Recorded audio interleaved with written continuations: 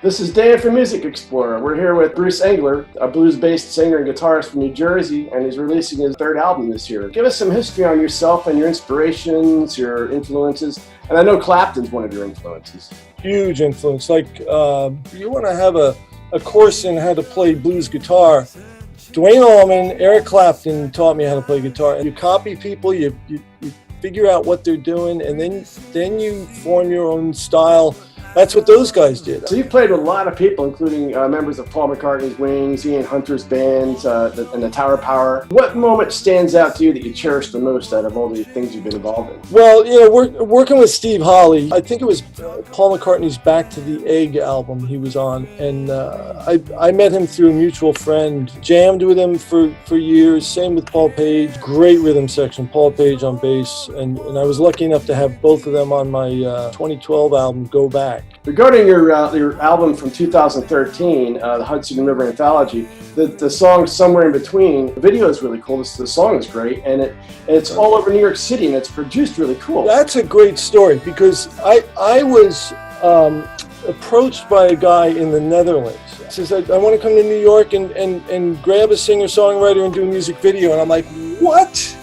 How do I say yes to this guy? I mean, who is this guy? I bet he wants a bunch of money too.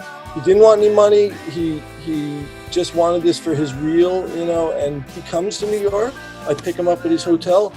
We went out for an afternoon, and he had his lenses and his camera and, just all portable. We walked around the city. He grabbed the shots. He goes back to the Netherlands. In 2 days, he sends me a rough cut. And he's become a good friend, and it's one of my favorite videos. Let's talk about your new album. And you've got the lead single already out, right? Yep, Not You and Me. I'm literally like just hanging out in the kitchen, and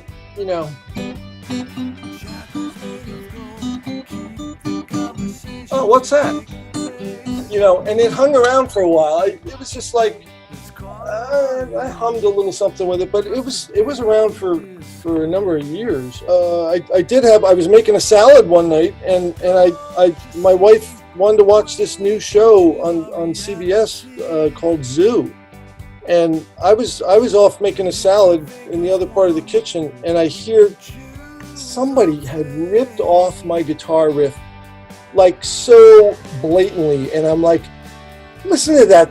That is almost exactly like my... Oh, wow.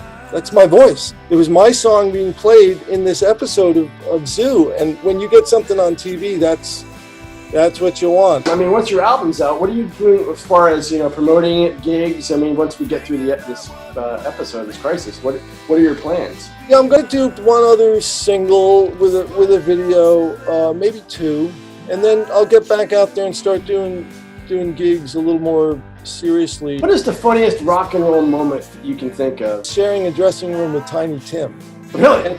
And yeah, the funniest thing to me was he was sitting on the couch in the dressing room with his ukulele, really seriously practicing. And that's what struck me. Like, the guy was very serious. Just so you know, everybody out there, if you want to get any of Bruce's music, it's available on Spotify, iTunes, and other music outlets. Check out the links and get some of this stuff. It's really good. Okay, thanks a lot, Bruce. All right, thank you. Good talking to you.